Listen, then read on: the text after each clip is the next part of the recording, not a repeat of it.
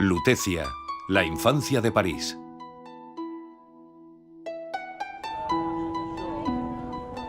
París es el primer destino turístico mundial. Los visitantes acuden atraídos por los prestigiosos monumentos históricos, promesas de un viaje en el tiempo. Pero ¿dónde están las raíces de la ciudad? Desde los comienzos de la arqueología, los investigadores han explorado el subsuelo de la capital. En el siglo XIX, bajo el Segundo Imperio, las reformas de la ciudad sacaron a la luz vestigios extraordinarios. La antigua y mítica Lutecia, que se creía reducida a la isla de la Cité, era una gran ciudad, una pequeña Roma al borde del Sena. Los hallazgos desbordan la imaginación sobre una vida de lujos y de espectáculos importados de Roma a comienzos del siglo I de nuestra era.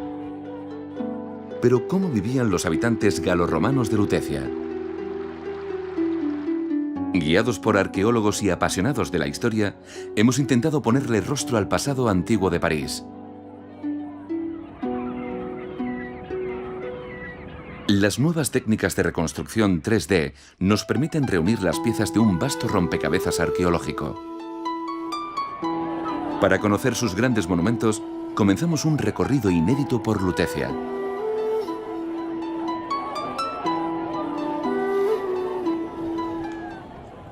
París se ha descrito a lo largo de los siglos, pero los testimonios de la vida en Lutecia son escasos. ¿Cómo sería la estancia en la ciudad de los barqueros del Sena hace 18 siglos? Claudius era un joven romano destinado en los servicios administrativos de la frontera con Germania, por entonces amenazada. Su relato imaginario describe la vida de una ciudad que durante 400 años se desarrolló bajo la protección de Roma. A Gaius Tibus Antonius, mi querido padre. Te preguntarás qué me ha impulsado a venir al norte de la Galia, o qué he hecho para merecer ese castigo. Podrían haberme enviado al rico Egipto, a la dulce Hispania o a un tranquilo puesto en Roma. Elegí Germania, donde las tropas bárbaras amenazan el limes, la frontera del imperio. Hace 2 días llegué a Lutecia, junto al río Sequana, para una breve visita. Aquí aún no hay señales de esos hombres del este que amenazan la Galia. La Pax Romana sigue reinando, pero ¿por cuánto tiempo? Desde que Gaius Iulius Caesar pacificó la región, los galos, sometidos a Roma, adoptaron nuestras costumbres. Incluso bromeando con los lutecienses, resulta difícil decir quién es de origen romano o galo. Con anterioridad a la fundación de la ciudad romana de Lutecia, el pueblo celta de Parisi ocupaba gran parte de la actual isla de Francia. Su oppidum, una plaza fuerte, estaba situado al borde del Sena. Su localización exacta sigue siendo un enigma. Durante mucho tiempo se pensó que el oppidum de Parisi, el pueblo que dio origen a París, podría haber estado en el corazón de la capital, en la isla de la Cité. Pero en las excavaciones realizadas allí a partir del siglo XIX no se encontraron restos consistentes de la población gala. Por lo tanto, hemos tenido que revisar esa hipótesis. Unas recientes excavaciones en Nanterre revelaron la presencia de un asentamiento urbano muy importante. Ya se habían encontrado tumbas de carro en el siglo XIX. Pero el debate sobre el emplazamiento del oppidum de París continúa. ¿Entonces París no habría nacido en París? Ante este enigma histórico, los arqueólogos de la capital aún esperan un hallazgo dentro del bulevar periférico de París. La historia no nos ha transmitido ningún testimonio escrito por aquellos últimos celtas. Los parisios y sus vecinos se resistieron a la romanización hasta la víspera de la Guerra de las Galias, medio siglo antes de nuestra era. Las excavaciones arqueológicas revelan vestigios de ese periodo, conocido como cultura de Latén.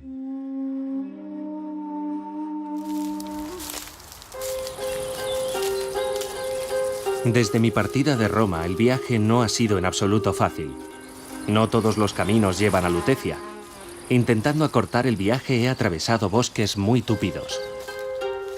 Cuando quise darme cuenta, me había perdido en el infierno verde de esta Galia a la que llamamos Melenuda. Durante días y noches vagué por pequeños valles fríos, tan húmedos que incluso al fuego le costaba prender. El hambre me atormentaba y el menor ruido me recordaba el trágico destino de los guerreros galos de los que hablan los historiadores. Algunos campesinos afirman que sus espíritus siguen apareciéndose en su último refugio. Iniciada en el año 58 antes de nuestra era, la Guerra de las Galias supuso la confirmación del poderío romano más allá de los Alpes, imponiéndose a las poblaciones celtas. El relato de Julio César detalla el desarrollo de las hostilidades. Tras la batalla contra los parisios, César cuenta las dificultades para avanzar de los romanos, enfrentados a la resistencia de los pueblos del Sena. Camulógeno, un viejo jefe galo, reúne a los combatientes en Lutecia. Algunos pueblos del norte y del centro de la Galia se alían para intentar frenar el avance romano. Los galos están dispuestos a todo y deciden quemar el Opidum y sus puentes. El lugarteniente de César, Labieno, llega a Melán, en los pantanos que rodean Lutecia, y arenga a sus tropas para que se preparen para el ataque. Gracias a su astucia empleando los barcos apresados al enemigo, sus soldados consiguen desembarcar en una llanura. Enfrentados al efecto sorpresa, los galos intentan resistir y combatir a un adversario temible por su equipamiento y su disciplina militar. La más pequeña unidad del ejército romano es esta. En mi opinión, la experimentación muestra que el ejército romano es el mejor preparado para la conquista. Es un ejército estructurado, de profesionales, con tropas de refuerzo siempre disponibles, recluta hombres con regularidad y está perfectamente organizado para controlar el territorio.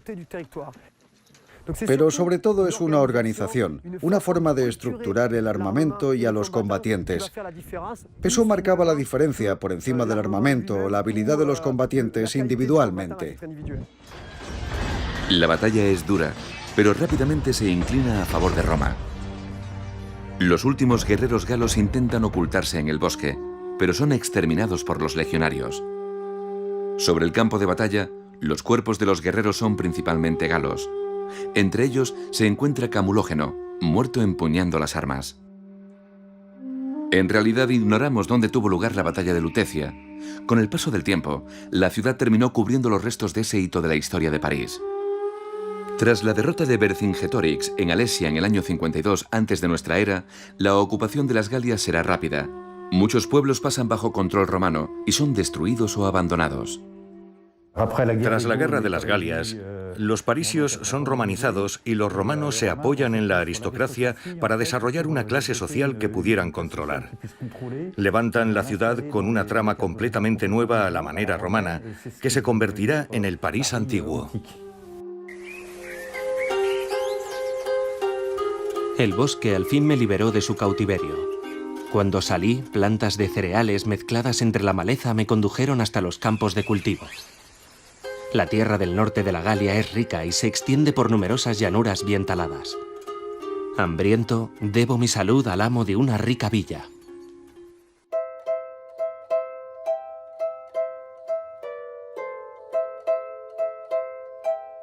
Pastizales, cultivos en los que se pierde la vista y campesinos en pleno trabajo. Esta es probablemente la visión de los viajeros de la antigüedad cuando se acercaban a Lutecia, pequeña ciudad en el corazón de la campiña. Algunas granjas romanas, las villas, se encontraron en la isla de Francia, sobre todo gracias a la arqueología aérea. Caminando hacia el norte, siguiendo el trazado de un acueducto, llegué a un valle con un río que fluye hacia el norte. Sus aguas desembocan en el río Secuana, en Lutecia. Los arcos del acueducto cruzan el valle. Viendo esa obra, uno se siente orgulloso de ser romano, un pueblo conquistador que construye en el cielo. Los romanos aprendieron el arte de construir de los etruscos que les habían precedido y posteriormente de los griegos. Pero su fulgurante despegue se produce en la época tardorrepublicana, finales del siglo II y comienzos del I a.C. Adquieren y dominan rápidamente la técnica del mortero de cal y después de cemento.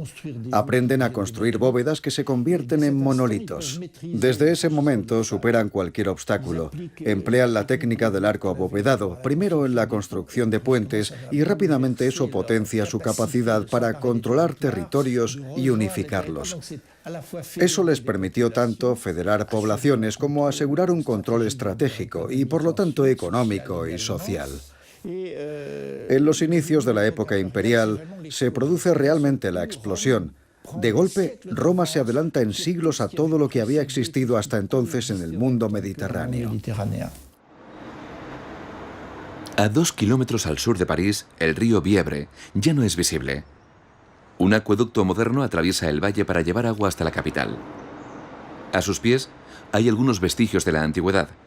Hace solo 200 años, un último arco permitía imaginar la construcción de una inmensa obra de arte romana. Tras captar los manantiales situados al sur de Lutecia, los ingenieros trazaron un acueducto de más de 16 kilómetros. Para franquear el valle del río Bièvre, los albañiles alzaron un puente de aproximadamente 20 metros de altura, construido con pilares de piedra y ladrillo. Para subir los materiales y unir las bóvedas, los obreros usaban las grúas que dieron lugar a las actuales. Tras atravesar el puente, el agua seguía por una canalización subterránea, justo hasta el centro de Lutecia. En París no queda ningún rastro del antiguo acueducto, pero se conservan algunos fragmentos en los depósitos arqueológicos de la villa de París. Aquí se atesora el secreto de miles de objetos encontrados en excavaciones y en obras de construcción. Hay hallazgos de todos los tamaños que cubren varios miles de años de la historia de París. Esto es un trozo del acueducto de Lutecia, que se encontró en la excavación de Montsouris, donde se conservaba una cubeta de 150 metros. Servía para recolectar el agua de las fuentes de la llanura del Sena y llevar el agua necesaria para el funcionamiento de la ciudad. Llevaba 2.400 metros cúbicos al día a la ciudad de Lutecia. Es una mampostería de hormigón romano recubierto con un poco de cemento hidráulico rosa, que le daba estanqueidad al conjunto. Por fin, ahí está, Lutecia. Una ciudad tan pequeña que me ha costado encontrarla. Cuando la vi rodeada de ese paisaje, me impresionó su parecido con Roma, salvando las distancias, por supuesto. Con el río Sequana, sus islas y sus pequeñas colinas, creerías haber vuelto al río Tíber y nuestras 7 colinas. El río forma un bucle en torno a la orilla izquierda de la ciudad. Su agua es limpia, te puedes bañar y hasta rellenar la cantimplora.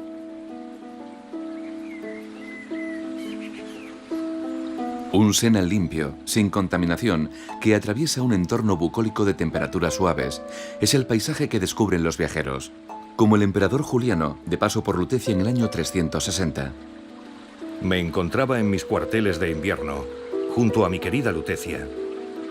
Es un islote arrojado en el río, que lo rodea por todas partes. Los puentes de madera lo comunican con las dos orillas. El río rara vez crece o disminuye. Casi siempre tiene el mismo nivel, tanto en invierno como en verano. El agua que trae es muy agradable y cristalina, y se puede beber. Para contemplar el río, los viajeros debían entrar en la ciudad por la vía principal. Una arteria sólida que soportaba el flujo incesante de hombres, animales y mercancías en cualquier estación. Los romanos demostraron su maestría en el arte de construir caminos en todo el imperio. Claro que ya antes existían las vías de comunicación, como en todas las civilizaciones, pero ellos inventaron los revestimientos duraderos para los caminos. Preparaban el terreno para que, en el momento de las grandes lluvias y de las heladas y el deshielo, la calzada no se deformara. En algunas épocas del año, los caminos antiguos se volvían, de hecho, impracticables. Los romanos estabilizaron el firme e inventaron lo que más tarde se denominó macadán, ese revestimiento de piedras apisonadas que a menudo se encontraba en las proximidades de las ciudades recubiertas de gruesas losas de piedra. La montaña Santa Genoveva es el punto más elevado en la orilla izquierda de París. Sin duda allí levantaron los romanos el plano de la villa, especialmente el Cardo, la ruta principal que atraviesa las ciudades romanas. Hoy la calle Saint-Jacques sigue exactamente su trazado. Hace poco más de 2000 años, un ingeniero romano llegó a las antiguas tierras de Parisi. Ante él se extendía la visión de un apacible valle atravesado por un río salpicado de islotes, rodeado de colinas y de ricas tierras de cultivo. Con la ayuda de sus aparatos de geómetra, como la groma, el ingeniero trazó una larga línea recta, la primera calle, Lutecia. Así fue como comenzó todo.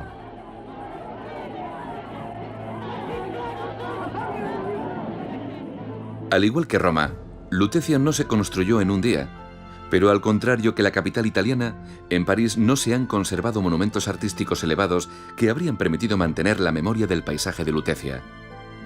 Los coleccionistas y los primeros arqueólogos exploraron durante años las calles y el subsuelo intentando encontrar la situación de la ciudad galorromana. Todos pensaban en el descubrimiento de Pompeya y sus pasmosos tesoros, pero en París, ¿dónde buscar la ciudad original y a qué profundidad? Sería necesario esperar a mediados del siglo XIX para que los hallazgos se aceleraran. Bajo el gobierno del emperador Napoleón III, Haussmann, el prefecto de París, inicia una profunda remodelación de la capital. Más del 80% de las calles dejarán su lugar a grandes arterias. Era una oportunidad excepcional que Théodore Baquet, un arquitecto enamorado de la arqueología, no dejaría escapar. Théodore Baquet es el fundador de la arqueología parisina, porque él fue uno de los primeros que no se contentó con hacer excavaciones. También quería intentar recuperar lo que había encontrado. Fueron las excavaciones de Théodore Baquet las que nos proporcionaron el plano y la organización de la ciudad y la ubicación de algunos elementos que no se conocían. Hasta entonces se tenía una visión completamente teórica, inspirada en los textos de lo que era París, pero no se disponía de una visión. Podemos decir que se carecía de una imagen. A partir del siglo XIX, las obras de construcción se multiplican en la capital. Estaciones, metro, aparcamientos. Millares de metros cúbicos de vestigios mezclados con la tierra de París desaparecen. Desde finales del siglo pasado, la arqueología preventiva, una idea muy reciente, pretende detectar en cualquier obra de construcción las huellas del pasado. Más de 150 años de excavaciones han permitido a los arqueólogos esbozar un plano plausible de Lutecia justo en el momento de su mayor expansión.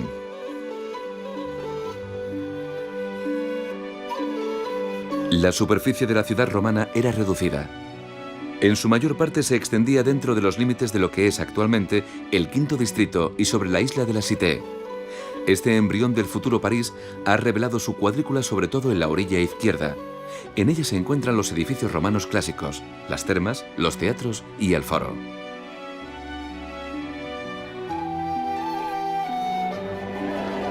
Marcellus, el hijo de Octavius, tu añorado amigo, me había citado en el foro. No es fácil llegar un día de mercado. Las calles están llenas de comerciantes y de animales. Eso sin contar con los malhumorados habitantes que intentan avanzar entre los carros. Cuanto más cerca estás del centro, más fuerte es la tensión.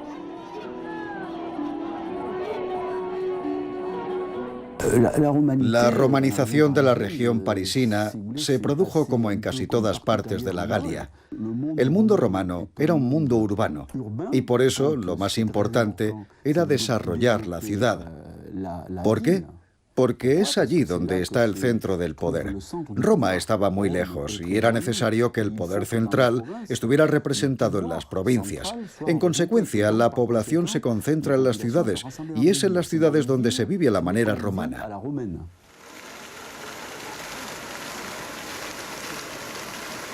El barrio latino. Esta zona histórica del centro de París recuerda la lengua que se habló aquí desde la antigüedad hasta las escuelas medievales. La calle Soufflot está situada sobre el corazón de la desaparecida Lutecia. Desemboca en la inmensa explanada del foro en la que se reunían los habitantes. De la estructura del edificio solo queda un lienzo del muro, salvado durante la construcción de un aparcamiento. El conjunto medía más de 180 metros de largo. Este edificio, el más grande de la ciudad, estaba dedicado a los asuntos políticos, al comercio y al homenaje de los emperadores romanos.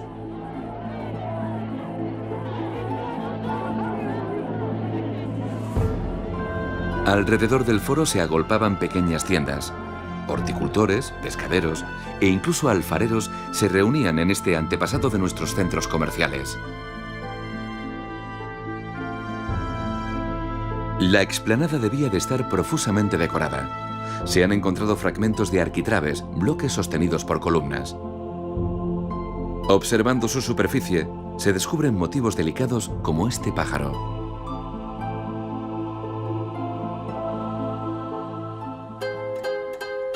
Las tierras que rodean Lutecia son vastas, y a los lutecienses les gusta reunirse en el centro de la villa, situado sobre una colina. Siguiendo los carros de los campesinos que venden en el mercado, pude llegar hasta el foro.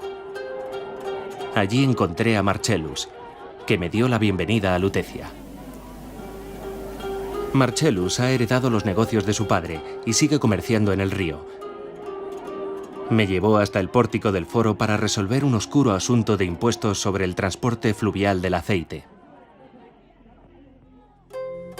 La explanada está hoy muy animada. Está en juego la situación de los electos de la villa, los duoviri. Se discute con pasión la seguridad de la ciudad, cómo protegerse de los bandidos y de los bárbaros. A los notables les gusta mostrarse y recibir a su clientela en el foro. Aquí los nautas, los mercaderes del río, tienen un gran poder, tanto comercial como político. A estos lutecienses les gusta charlar en cualquier situación. Incluso en las letrinas no descansan sus interminables palabras. Marcellus me ha invitado a alojarme en su casa. Para llegar hemos atravesado barrios y callejas de la ciudad. En Lutecia las casas son de tamaños muy diferentes. Algunas son de piedra, de ladrillos o incluso de adobe. Situada cerca del Cardo, la morada de mi anfitrión es una de las más grandes. Durante casi 3 siglos, Lutecia disfrutará de la protección del Imperio Romano. Se calcula que durante esa Pax Romana, la población de la ciudad alcanzó los 10.000 habitantes que vivían en bloques de edificios llamados insulae. ¿Cómo era la vida cotidiana de estos lutecienses, a la vez galos y romanos? Para averiguarlo, los miembros del Servicio Arqueológico de la Villa de París examinan las calles de la capital y todas las obras en busca de indicios. 150 años de excavaciones arqueológicas han reunido una colección de objetos antiguos. Gracias a las excavaciones recientes, ahora conocemos mejor el asentamiento galo-romano de Lutecia y sabemos que se divide en 2 fases. En el siglo I de nuestra era, nos encontramos aún con una vivienda de tipo galo, con casas de dimensiones reducidas, construidas con materiales perecederos, como el adobe y la madera, pero siempre decoradas.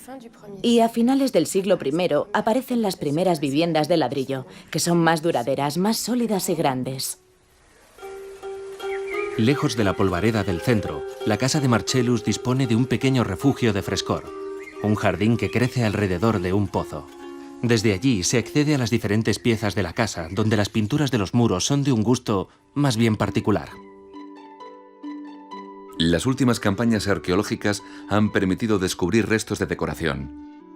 Las más recientes, realizadas en el colegio Saint-Barbe, en la montaña de Santa Genoveva, han sacado a la luz fragmentos de pinturas murales. En general, la pintura de Lutecia es una pintura decorativa bastante simple y modesta. Existe claramente y de una forma muy característica de Lutecia un predominio de los motivos vegetales, de los motivos geométricos y de bandas, más o menos polícromos. Nuestro trabajo es como montar un rompecabezas al que le faltan la mayor parte de las piezas y con mucha paciencia conseguimos al final reunir las diferentes piezas que van juntas.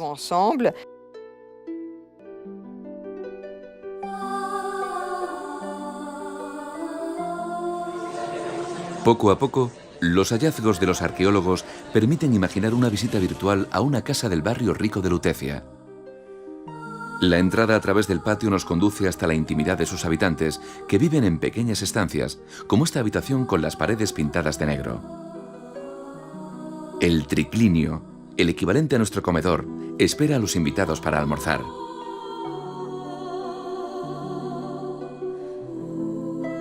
Desde el patio de la casa, los olores que salen de la cocina nos atraen hacia la preparación de los platos. Conocemos la alimentación romana de lujo gracias a los escritos de Apicius. Pero lo que había en Lutecia era un poco diferente. Sin duda existía una élite que se alimentaba según el modelo romano y sus lujosos productos, con alimentos como las ostras, importadas de Normandía y de Bretaña.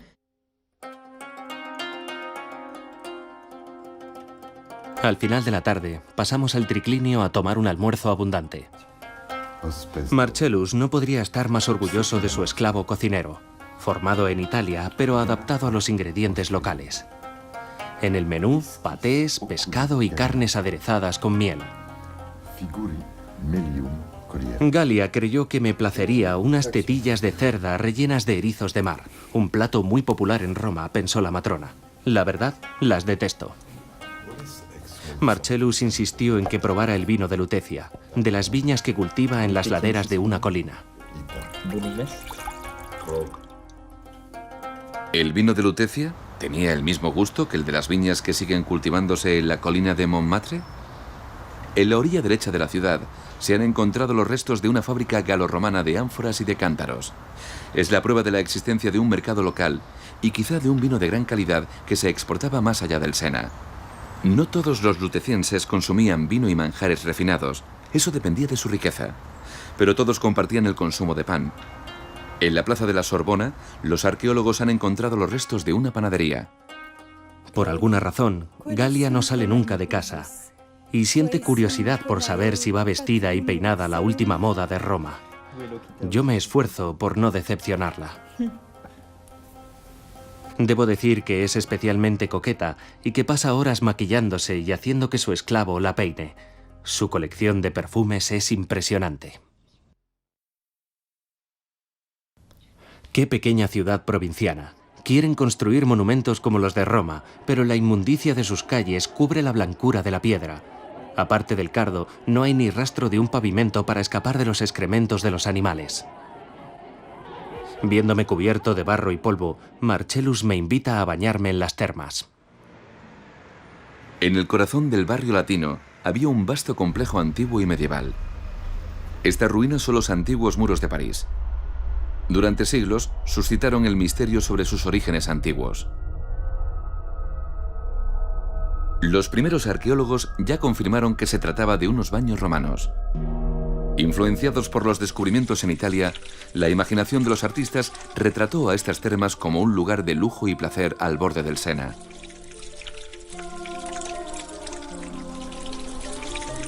Pero ¿cómo eran realmente las termas de Lutecia? Las más conocidas, las de Cluny, estaban situadas en el actual cruce de los bulevares de Saint-Michel y de Saint-Germain. Se calcula que ocupaban una extensión de 65 por 100 metros.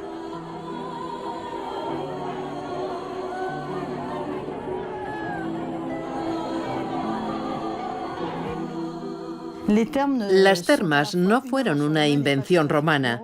Son originarias del mundo griego, como se puede deducir por su nombre, termos, que significa calor. La costumbre de las termas, en especial de las termas públicas, se desarrolló en la Grecia helenística.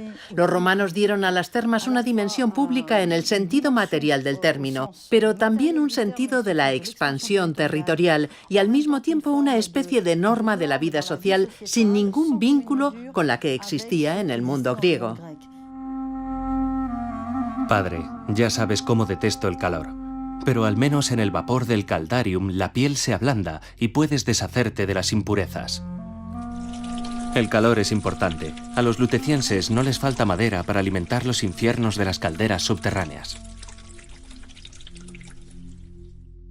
Para imaginar la tecnología de las termas importada por los romanos a la Galia, descendemos a la penumbra de sus galerías subterráneas, la cara carente del lujo y de la luz de este establecimiento público.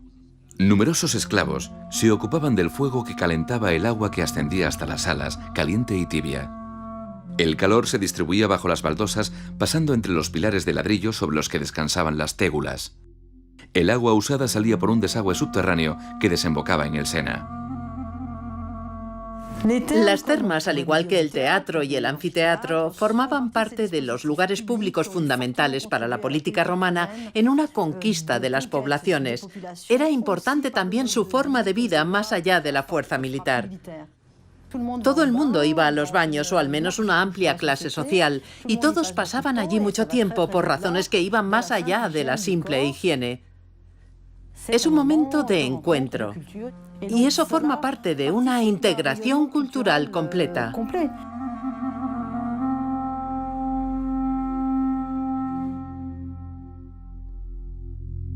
De regreso al nivel del suelo antiguo, entramos en un tesoro del patrimonio galorromano, el Frigidarium, la sala fría. Asombrosamente conservado después de 2000 años, su bóveda mide 14 metros de alto. Esta sala de gruesos muros acogía a los lutecienses con una enorme piscina de agua fría. Tras pasar por la sala templada, Marcellus me enseñó el Frigidarium y su enorme bóveda. Comparada con las nuestras, la piscina es pequeña. Recubierta de mármol, conserva el frescor del aire, ya lo bastante frío en la Galia del Norte. En las termas los cuerpos se relajan y también las lenguas. Se opina libremente y las palabras son más francas, incluso sobre la política de Roma. Uno de los presentes me cuenta su temor a que el emperador sea incapaz de proteger las fronteras del imperio. Marcellus está orgulloso de las termas, financiadas por sus antepasados. Asegura que estos muros de piedra y ladrillos seguirán aquí durante siglos.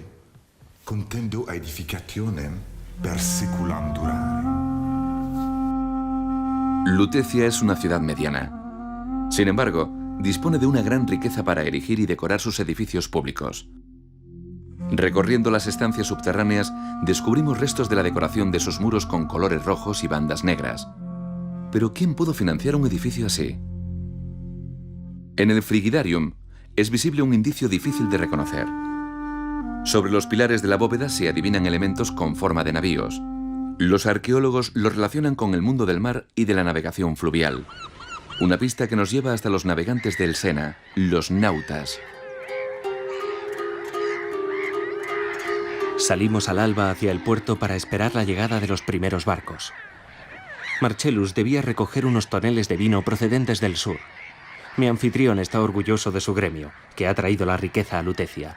Pero la navegación no es fácil. El Sequana no es un río tranquilo. Además de los bancos de arena, las inundaciones son frecuentes y a menudo el hielo cubre sus aguas, impidiendo la navegación. La Galia, con sus ríos navegables, es un lugar propicio para los intercambios comerciales. ¿Qué restos nos han llegado de los barqueros de Lutecia? A 4 metros bajo el suelo en la isla de la Cité, la cripta arqueológica nos invita a descubrir los vestigios de su puerto.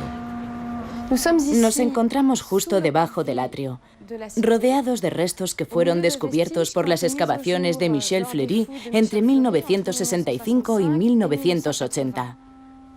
Esas excavaciones permitieron descubrir un muro. Sin duda, un muro que formaba parte de un complejo portuario. Es una especie de muelle que se extendía hacia el sur de la isla, frente a la ciudad de Lutecia, que estaba en la orilla izquierda. En el muelle, la actividad es frenética. El tiempo es oro para los marineros, que no tienen mucho espacio para amarrar los barcos y descargar las mercancías. En aquella época, la superficie de la isla de la Cité era mucho más reducida, una decena de hectáreas contra la veintena actual. Eso explica la disposición que vemos, porque el Sena llegaba más o menos hasta donde me encuentro, y era muy diferente a su actual emplazamiento. Desde la época de los galos, el Sena ha sido una vía decisiva para el desarrollo del comercio en la antigua ciudad.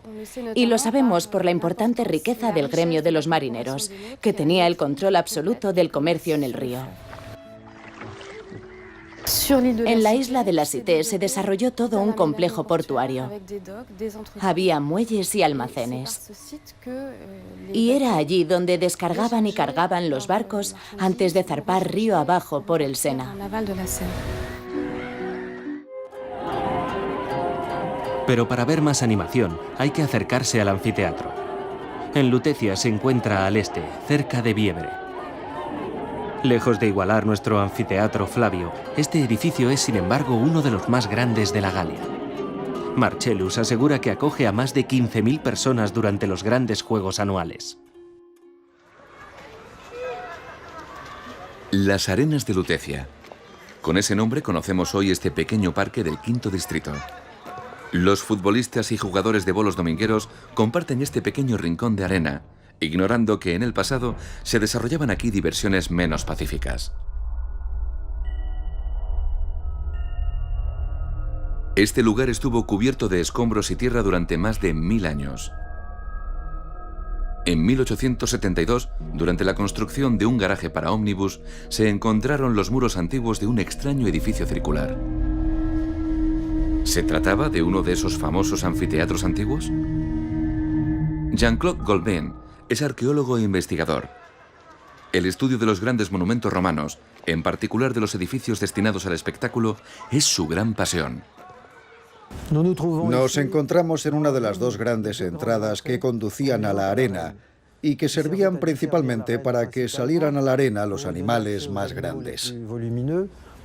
Se cerraba mediante una gran puerta de madera para que el muro del pódium, es decir, el muro que rodeaba la arena, permaneciera completamente cerrado durante el espectáculo. Este es el plano realizado por Jules Formillet, el arquitecto de los monumentos históricos. Para llegar a esta recreación se inspiró en la fachada de otros edificios y de otros anfiteatros mejor conservados, como el de Arles o el de Nimes. Este tiene algo especial. Los romanos intentaron hacer un anfiteatro y un teatro al mismo tiempo, por lo que si lo comparamos con un verdadero anfiteatro, encontraremos muchas diferencias. Si seguimos subiendo, el graderío del parque parisino nos conduce hasta el cielo de Lutecia. Los arqueólogos calculan que el anfiteatro podía acoger a más de 17.000 espectadores.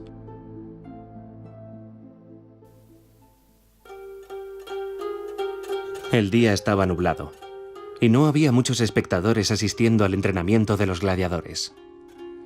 Marcellus me enseñó las primeras filas, donde su familia tiene buenos sitios. Es amigo del lanista propietario de la Escuela de Gladiadores de Lutecia. Aquí entrenan a los gladiadores y los lutecienses se enorgullecen de sus victorias sobre otros combatientes de las ciudades vecinas. El lugar donde se representaba el espectáculo era el anfiteatro, y el espacio reservado para los combates estaba cubierto de arena. Al contrario de lo que se cuenta en muchas películas, los combates no eran una carnicería. El entrenamiento de un gladiador duraba muchos meses e incluso años. El gladiador era un esclavo. Comprarlo, entrenarlo y equiparlo resultaba muy caro, por lo que a su dueño no le interesaba que muriera durante el espectáculo. El anfiteatro de Lutecia es grande y está bien equipado, igual que la construcción para espectáculos más majestuosa de Roma, el Coliseo, construido en el mismo periodo para más de 75.000 espectadores. En Lutecia se han encontrado restos de mástiles que indican que en este edificio también se utilizaba el velum, una ingeniosa técnica para cubrir el graderío. Eran velas sujetadas por cuerdas que se desplegaban para proteger a los espectadores del sol. Otro signo de prestigio era un gran muro sobre el escenario, ricamente decorado para deleite del público. En la antigüedad romana, el espectáculo también estaba en la arquitectura. El muro del escenario de las arenas de Lutecia era especialmente monumental. Estaba decorado con nichos, con estatuas y 2 niveles de columnas superpuestas. Pero solo hemos encontrado algunos fragmentos porque quedó prácticamente destruido. Sin embargo, hemos podido reconstruirlo gracias a esos fragmentos. Tenía aproximadamente 18 metros de altura. Al día siguiente, toda la ciudad se reunió en el anfiteatro para ver los juegos. El duoviri Aulus Flavius Nertomarus pagaba el espectáculo y regalaba pan. Marcellus piensa que tanta generosidad no es desinteresada. El edil quiere conservar su buena fama para asegurar su carrera y llegar a senador. Yo, Aulus Flavius Nertomarus, en homenaje a mi glorioso padre y para agradecer a los ciudadanos de Lutecia que me hicieran edil, os ofrezco estos juegos en el nuevo anfiteatro. Veréis cazar a un feroz animal llegado de la lejana Germania. Combates de los gladiadores de la escuela de Lutecia. Y una obra de teatro romano con los cómicos de Roscius. Y ahora, que comience el espectáculo. Como aperitivo, a menudo se ofrecía a los espectadores unos juegos venatorios, la caza de animales salvajes o adiestrados para pelear con otros animales o con hombres. El maestro de ceremonias anuncia la primera sorpresa del día, una bestia salvaje, capturada en los bosques de Germania. Un oso a un joven se enfrentará al cazador. Marcellus sospecha que el animal está adiestrado para que dure el espectáculo. Pero el combate fue aterrador y el pobre hombre mordió el polvo. El oso tuvo un almuerzo que la multitud consideró merecido. En todo el imperio, Roma lleva a sus pueblos los espectáculos de armas. ¿Cómo eran los combates de gladiadores en Lutecia? Esta lamparilla de aceite encontrada en París demuestra su popularidad. Los combates eran un espectáculo muy reglamentado, con uno o varios árbitros. Oponía a dos familias, aquellos con pequeños escudos como los tracios, los oplómacus o los reciarios, y aquellos con grandes escudos como los provocatores, los murmillos o los secutores.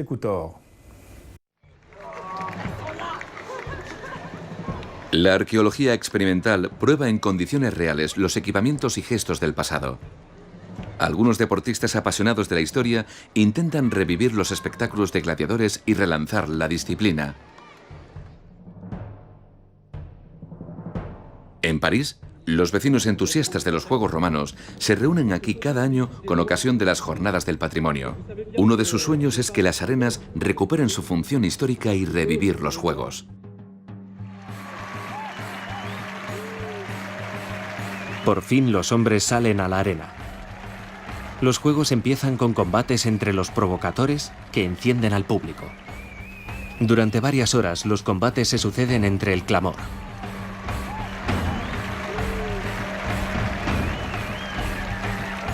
Al final de la tarde es el turno de que el célebre gladiador Tracio Calai desafíe al Murmillo Miñón, la estrella de Lutecia.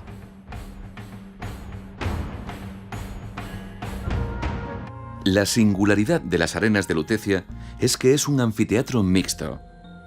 Fue construido tanto para la celebración de combates en la arena como para la representación de obras de teatro sobre el escenario. Se diría que estamos en Roma. Los temas de la comedia son muy parecidos. Salen los mismos jóvenes locos de amor. Y el notable acaudalado orgulloso de su fortuna que levanta todo tipo de envidias. Además de los juegos a la medida de la ciudad, los lutecienses también se distraían en el teatro. Situado en las proximidades de las termas de Cluny, el teatro de Lutecia desapareció por completo. El edificio, de un diámetro de 72 metros, estaba rodeado por 31 arcadas que se unían en un escenario magnífico. ¿Qué comedias, tragedias o recitales se representaban? La programación es un auténtico misterio. Esta noche el ambiente es triste. Galia está preocupada por un mal que pesa sobre su familia. El pequeño de la pareja está gravemente enfermo y tiene fiebres muy altas. Su herida se ha infectado gravemente y el médico hace lo que puede. El hallazgo al sur de París de un equipo médico completo demuestra que los romanos disponían ya de un gran conocimiento de la medicina y de la cirugía. Tenemos el ejemplo muy interesante de un médico que se hizo enterrar en la famosa necrópolis tardía de Gobelén con todas sus herramientas. Hemos encontrado sus instrumentos: bisturís, escalpelos, pinzas. Durante toda la noche, Galia ha rezado a los dioses del hogar para pedirles que salven a su hijo. Oh dioses, lares y penates, protectores de nuestra familia, apiadaos de nuestra mala fortuna. Cambiad el destino de mi hijo. ¡Que viva! La religión era un factor muy importante de la romanización. es decir, de la aculturación de las poblaciones de la Galia del Norte. Y fue mediante la fusión de los panteones romanos y galos como se impuso una auténtica religión galo-romana, especialmente en Lutecia. Mercurio está muy representado en Lutecia. Tenemos más de una docena de representaciones de Mercurio, y eso es una buena demostración de que este dios, típicamente romano, se identificó con un dios galo que se llamaba Lug. En 1710 se descubrieron bajo los cimientos de Notre Dame unos extraños bloques esculpidos. Bautizado como el Pilar de los Nautas, el conjunto hace referencia a los barqueros del Sena que fueron sus mecenas. Este tótem de piedra presenta a dioses celtas y romanos en una puesta en escena dedicada al emperador romano Tiberio. Entre las divinidades presentes, Cernunnos, el dios ciervo, Esmertios, un Hércules, la bella Venus y Júpiter, rey de los dioses romanos. Tarbos Trigaranus, el toro de las tres grullas, representa uno de los mitos galos olvidados por el paso del tiempo. Los templos se erigían en las cumbres de los montes y de las colinas. Cerca de la actual Basílica del Sagrado Corazón, un templo dedicado a Mercurio o a Marte dominaba la ciudad. En el corazón del foro, el templo central estaba consagrado posiblemente al culto imperial.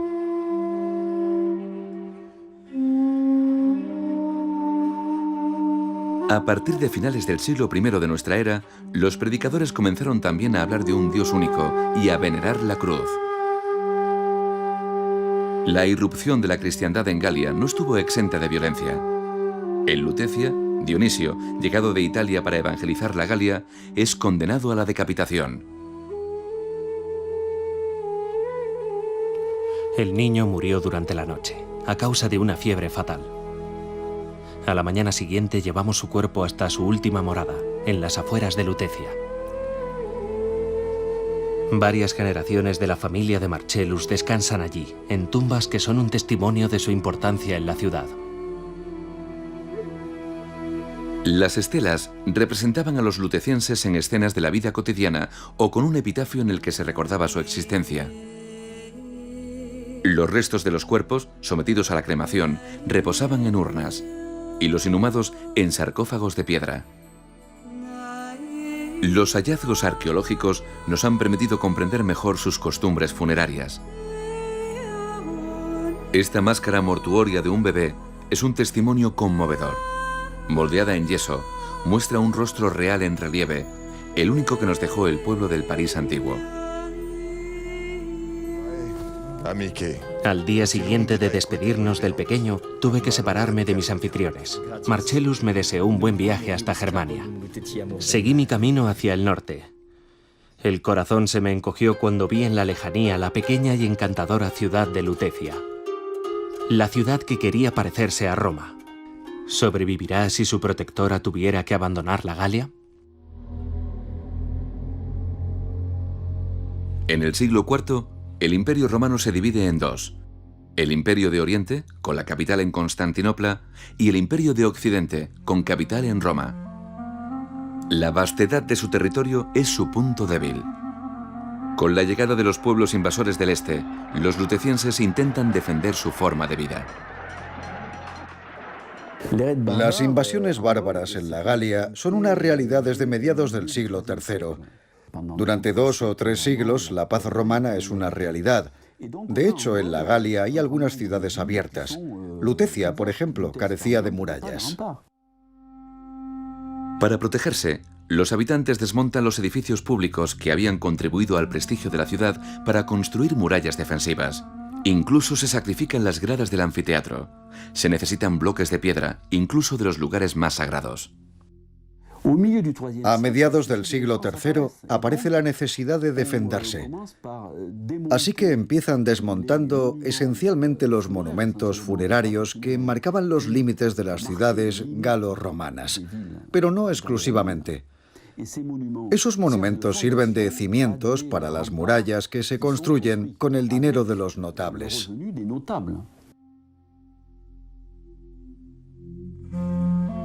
A partir de ese momento, la nueva ciudad antigua se concentra en el Sena. La isla de la Cité está rodeada por los cimientos de las antiguas murallas. Estos bloques reutilizados son aún visibles en la cripta arqueológica del atrio de Notre Dame. Detrás de estos muros, los lutecienses intentaron preservar su forma de vida galorromana en un espacio exiguo. En esa época, en el Bajo Imperio, la ciudad antigua se desplaza a la isla de la Cité y numerosas instituciones, como los establecimientos termales, se reubican allí. Las termas tenían unos 290 metros cuadrados, mucho menos que las de Cluny o de la calle Gay-Lussac, pero siguió siendo un establecimiento muy importante. El paso de Juliano por Lutecia, donde fue proclamado emperador en el año 360, tan solo representó una pausa en los continuos ataques de los bárbaros. Los romanos habían reorganizado su ejército, pero tuvieron que dividirse para intentar frenar las diferentes invasiones. Poco a poco, el imperio se fragmenta bajo la presión de los bárbaros. Menos de un siglo después, Atila, jefe de los hunos, atraviesa el Rin y avanza hacia el oeste. Su terrible reputación atemoriza a los parisinos, que se encierran tras sus murallas. Una figura carismática, Genoveva, los convence para que resistan. En el 476 abdica el último emperador romano. La caída de Roma termina por derribar el Imperio Romano de Occidente. Tras los visigodos llegan los francos, un pueblo germánico que